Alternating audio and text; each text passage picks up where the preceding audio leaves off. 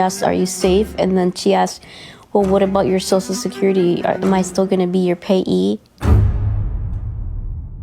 If my daughter felt the need to just disappear from a church, I would be asking like a lot of other questions. Then am I going to still be receiving your money? Hi guys, welcome back to my channel. Tough topic. Natalia Grace, the final chapter has been released, and I'm going to be discussing some very shocking discoveries, including the downfall of her relationship with her adoptive parents.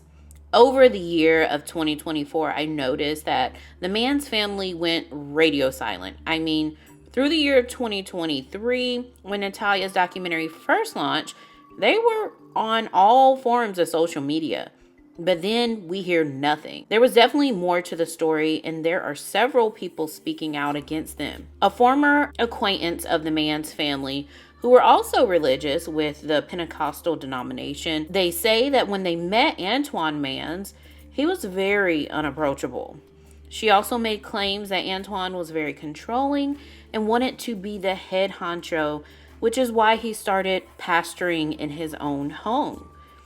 She also made claims that after their appearance on the Dr. Phil show, the Mans received $300,000 and purchased a house cash.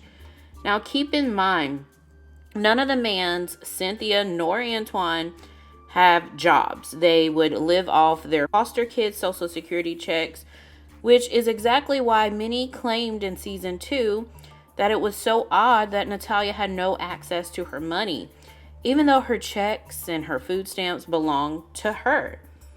What's also so shocking to me is that the state would allow the Mans to legally adopt another child without having a stable means financially to care for her, which includes medical needs that have been neglected since Natalia lived with the Mans for 10 years. Now get this, the executive producer speaks out to give his description as to what the Mans told him when the call came in 2023. He says that first they wanted to kick her out, then they wanted to find Natalia an apartment. This all stemmed from finding out that Natalia was communicating with a man named Neil. Executive producer says that both ends actually agreed to meet up for an interview. Once they landed in Tennessee where the Mans live, they had a change of heart because Natalia, and I quote, came to her senses and she's staying home. Now keep in mind, Natalia is about 21 years old projected here. So there's actually no reason for her to be held hostage in a house with 11 people if she doesn't want to. Ultimately, producers still met with the Mans and they explained how they found things on Natalia's phone, realized that she was possessed by the devil, and then they cut off all forms of social media from her. But producers seem to think that there was a lot of brainwashing going on. And let's just say it didn't stop there. Natalia still continued to talk to this gentleman, Neil, where she was told not to. So really, how much brainwashing did she get? Stay tuned for part 2.